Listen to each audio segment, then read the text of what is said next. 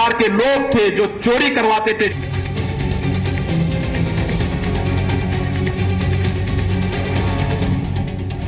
चोरी करते थे। मुर्दाबाद, मुर्दाबाद, मुर्दाबाद। मनमानी नहीं चलेगी, नहीं चलेगी, नहीं चलेगी। फिर अपना घर भरते थे।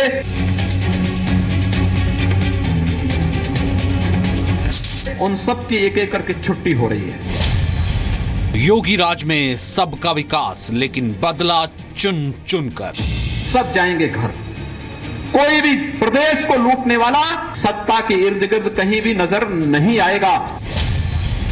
यूपी में अखिलेश के सपनों पर योगी आदित्यनाथ का हथौड़ा।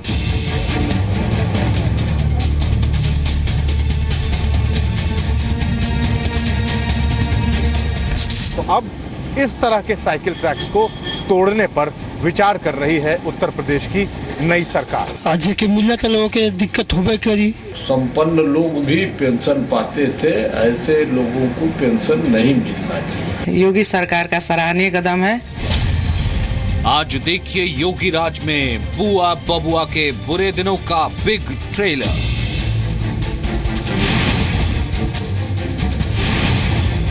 जहां भ्रष्टाचार मुक्त व्यवस्था होगी वह उत्तर प्रदेश होगा।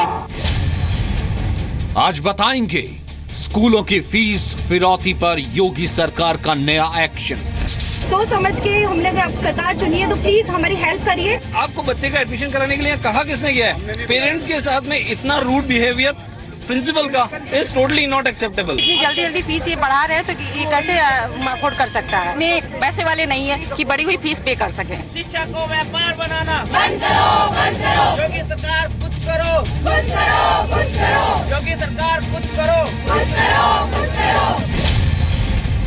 यूपी में योगी का धूम धड़ाम। पुरानी और शिथिल हो चुकी व्यवस्था में जब काफी सालों की जमी हुई धूल हटाई जाती है ना, तो जैसी हलचल सी मचती है मानो आजकल वैसे ही हो रही हो। योगी राज में यूपी के विकास की राह में जो भी आड़े आ रहा है उस पर गाज गिरनी तय है। इन दिनों यूपी में योगी का धूम धड़ाम जारी है। इस धूम धड़ाम में सबसे ज्यादा मुश्किल मायावती और उससे भी बड़ी मुश्किल अखिलेश यादव के लिए खड़ी हो गई है, क्योंकि अखिलेश के 2 ड्रीम प्रोजेक्ट पर योगी सरकार ने हथौड़ा चलाया है। साइकिल ट्रैक से लेकर समाजवादी पेंशन योजना तक अखिलेश के इन दोनों ड्रीम प्रोजेक्ट्स की योगी सरकार जांच करेगी।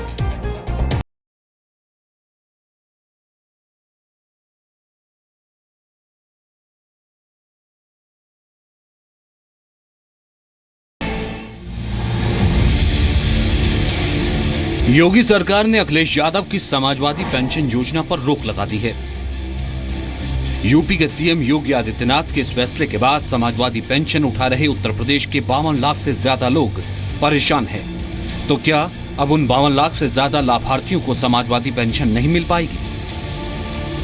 ये सवाल बनारस की इस बुजुर्ग महिला का भी है और गाजीपुर, मुरादाबाद समेत यूपी के उन सभी लोगों का जो समाजवादी पेंशन उठाते रहे। ऐसे लोगों के लिए जानना जरूरी है कि योगी सरकार ने समाजवादी पेंशन योजना बंद नहीं की है, सिर्फ रोकी है। वो भी तब तक के लिए जब तक कि इस योजना की जांच पूरी ना हो जाए। इस बात की भी जांच होगी कि जिन्हें पेंशन मिली है वो इसके असली हकदार हैं या नहीं। जांच की पूरी रिपोर्ट 1 महीने के अंदर आनी होगी। हम इस बात के लिए संकल्पित हैं, भ्रष्टाचार मुक्त शासन होगा।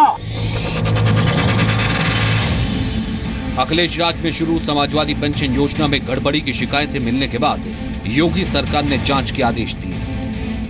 जो अपात्र थे उन्हें ज्यादा मिलती थी, जो पात्र थे उन्हें नहीं मिल पाती थी। जो इसका हक था जिन लोगों को देने के लिए उन्हें नहीं मिल पाती थी। वो ऑफिस में आके चक्कर मार कर चले जाते थे, लेकिन दलालों के जरिए उनका काम हो जाता था। संपन्न लोग भी पेंशन पाते थे, ऐसे लोगों को पेंशन नहीं मिलना चाहिए।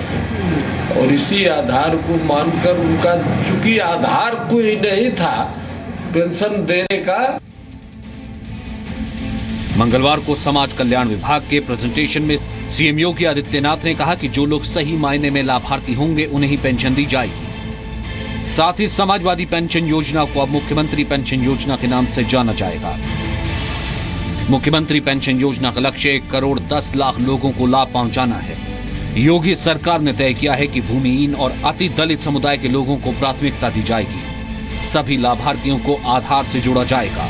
सभी तरह की सरकारी पेंशन योजनाओं में पहले से 2 गुनी पेंशन देने की योजना है। अखिलेश यादव ने 7 फरवरी 2014 को समाजवादी पेंशन योजना लॉन्च की थी। गरीब परिवारों को मदद के मकसद से शुरू हुई इस योजना में लाभार्थियों को 500 रुपए प्रति महीना दिया जाता था। लेकिन यूपी में ज्यादातर लाभार्थी ऐसे हैं जिन्हें पिछले 6 महीने से पेंशन मिली ही नहीं। 6 महीने हो गया नहीं मिल रहा हमको। पेंशन क्यों नहीं मिल रहा आपको? भगवान जाना, हम गया था बैंक के, बोले पेंशन अभी आया नहीं। गरीबों की बस्ती में ज्यादातर जरूरतमंदों को समाजवादी पेंशन योजना के बारे में जानकारी तक नहीं है। पेंशन तो दूर की बात है। माता जी, समाजवादी पेंशन योजना आप पाई हैं? नहीं, कभी नहीं। यह इसके विषय में तो हमको कोई जानकारी अभी तक नहीं मिला। समाजवादी पेंशन योजना के बारे में आप जानते हैं? मैं नहीं जानता हूँ, कभी मैं पाया हूँ।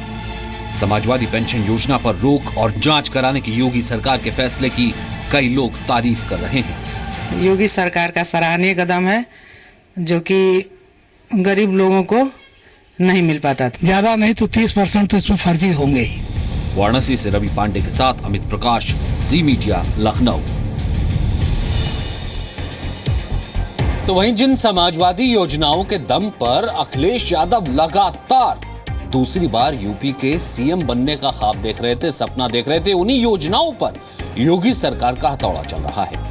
योगी सरकार का एक और आदेश है, यूपी की सड़कें गड्ढा मुक्त होने के साथ साथ चौड़ी भी होनी चाहिए। योगी के इस आदेश की वजह से अखिलेश के साइकिल ट्रैक का वजूद अब खतरे में है।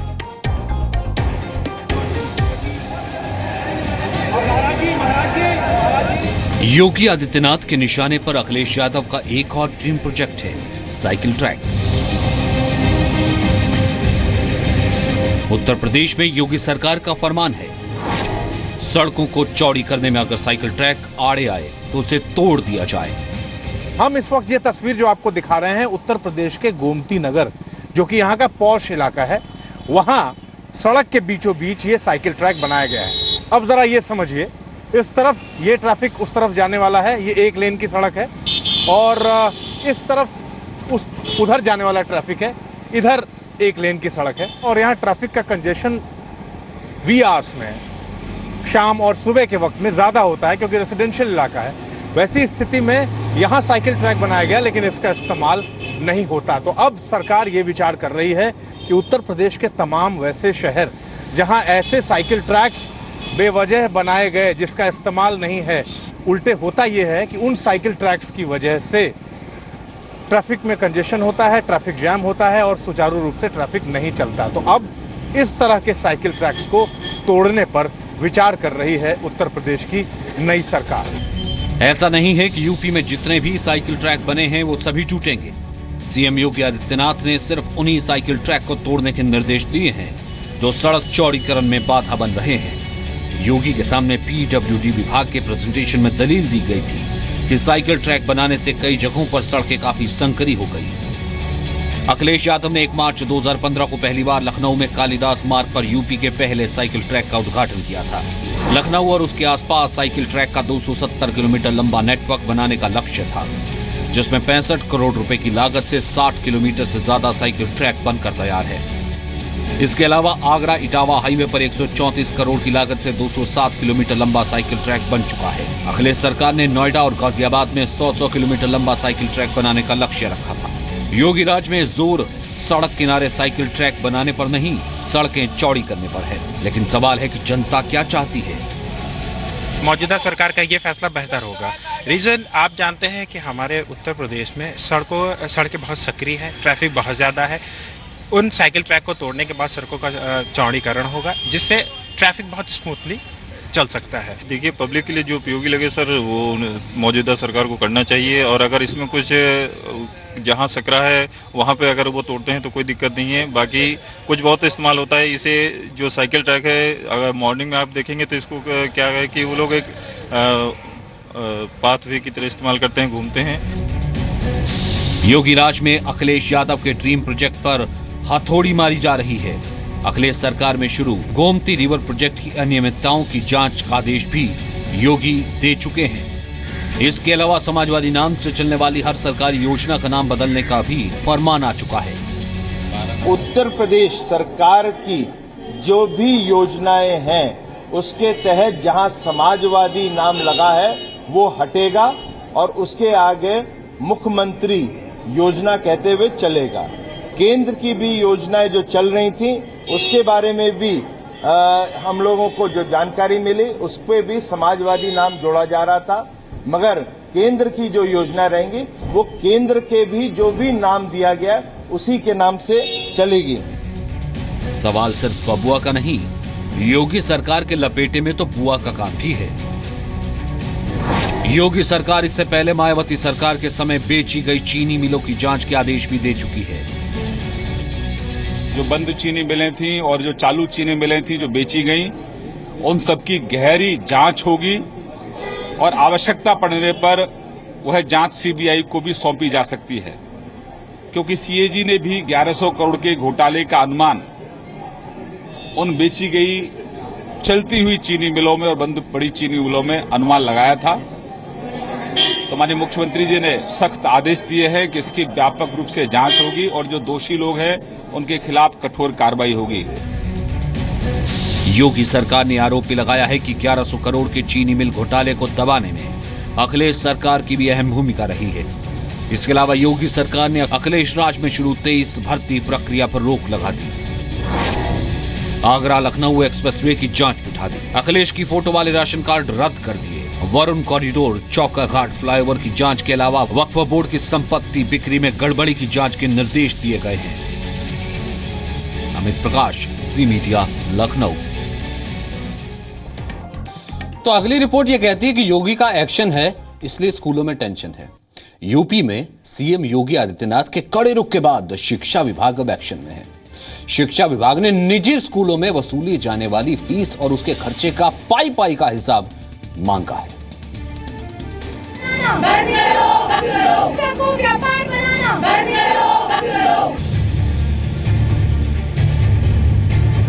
यूपी में शिक्षा माफियाओं पर योगी सरकार का शिकंजा कसता जा रहा है।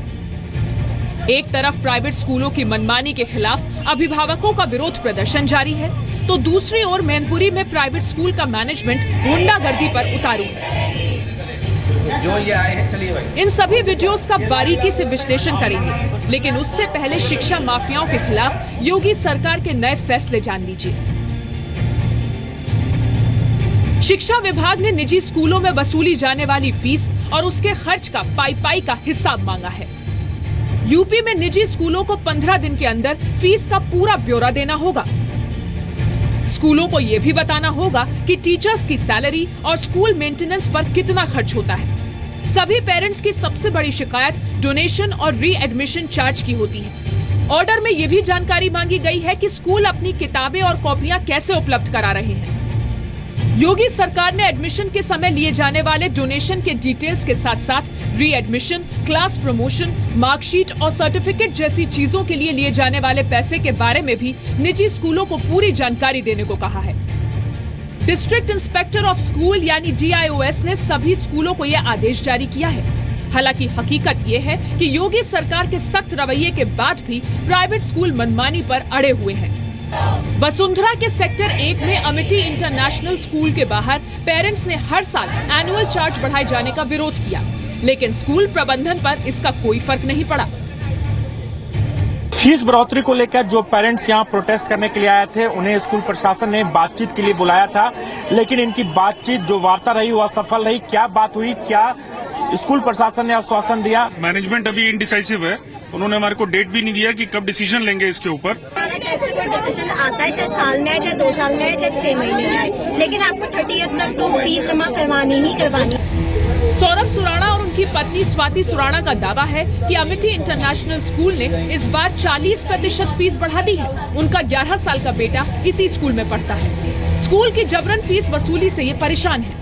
मिडिल क्लास फैमिली जहाँ पे एक सिंगल पेरेंट वर्किंग होता है, दोनों वर्किंग भी नहीं होते हैं, आप महंगाई के बारे में जानते हैं। उस समय अगर ये हमारे रेंट्स क्या जा रहे हैं, हमारा कार का EMI जाता है, सब कुछ जाता है, उस समय अगर ये फीस इस तरह 40% करके बढ़ाएंगे तो हम पैसे कहाँ से अवेलेबल करेंगे? उनकी अपब्रिंगिंग भी देखनी है, खाना पीना भी देखना है और एक फैमिली को मैनेज भी करना है। बहुत सारी रिस्पॉन्सिबिलिटीज होती हैं। सिर्फ एक स्कूल ही नहीं है हमारे पास जिसकी फीस हम हर साल ये 40% बढ़ाएं और हम उस तरह से उसको पे करते चलें। इंदिरापुरम में रहने वाली अल्पना गर्ग की भी यही परेशानी है। कहती है डोनेशन के नाम पर स्कूल वाले लूटते हैं। अगर ऐसे ही चलता रहा तो बच्चों को पढ़ाना मुश्किल हो जाएगा।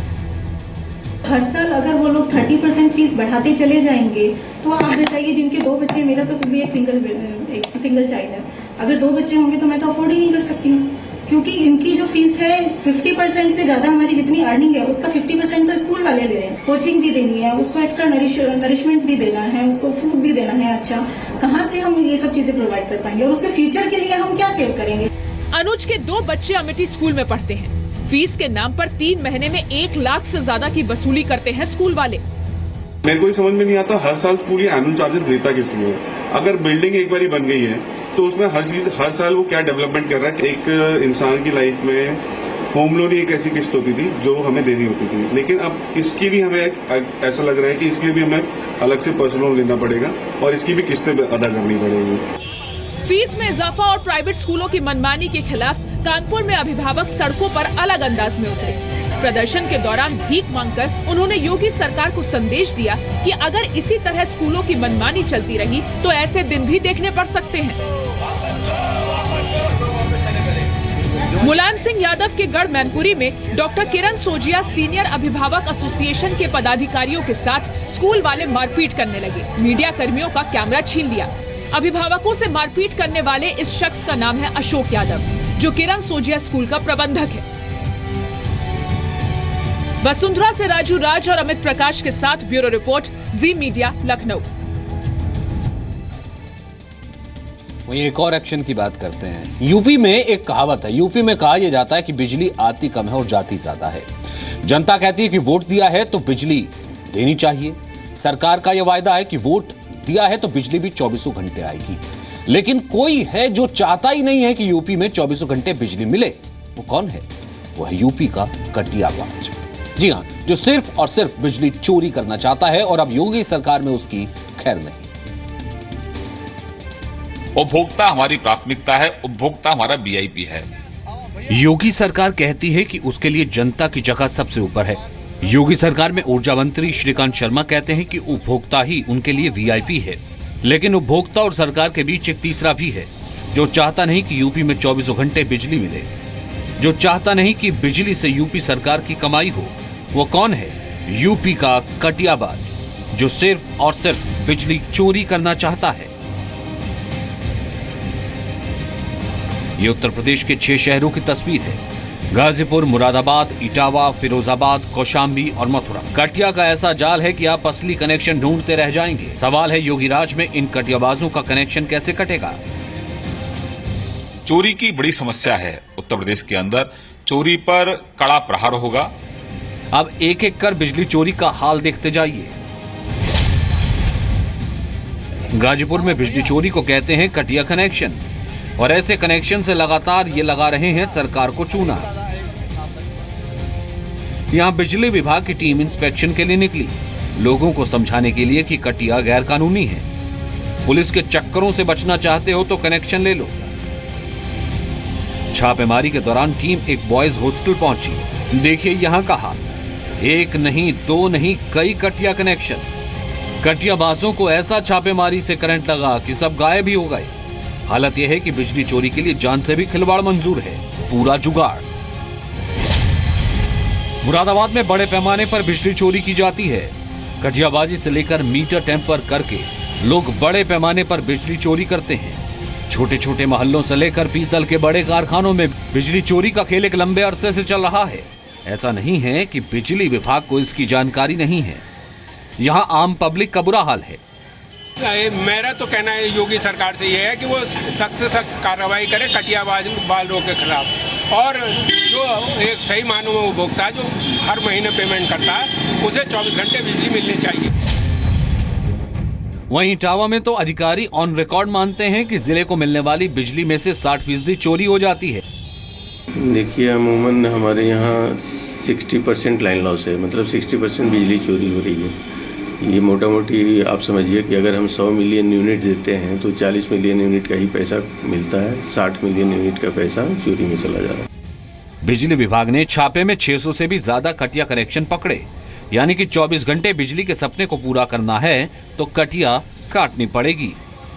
और बिजली चोरी अगर हमारे कंज्यूमर नहीं करेंगे तो बिजली की गुणवत्ता में भी सुधार आएगा और गवर्नमेंट को रेवेन्यू मिलेगा तो बिजली और खरीदेगी। तो हो सकता है कि अभी जो बिजली में कटौती हो रही है वो बाद में 24 घंटे बिजली मिलने लगे अगर चोरी रुक जाए। प्रदेश की योगी सरकार बिजली चोरी रोकने के लिए हर संभव कोशिश करने जा रही है, लेकिन यूपी में बिजली चोरी कितने बेखौफ तरीके से हो रही है उसका हाल यहाँ पर देखिए। कटिया का ऐसा जाल कि असली कनेक्शन ढूंढते रह जाओ, लेकिन कटिया की मजबूरी की लोगों से दलील सुनिए। 15% पर लाइन लॉस लाना है, जबकि फिरोजाबाद जिला उत्तर प्रदेश के उन जिलों में शुमार है जहां 40% से लेकर और अभी करीब 36% तक, जिस तरह से हमने ऐसी हिसाब से बात की, अभी भी लाइन लॉस इसमें 32% है। तो देखना अब यह होगा कि आने वाले वक्त में अधिकारी इस लाइन लॉस को कितना कम कर पाते हैं।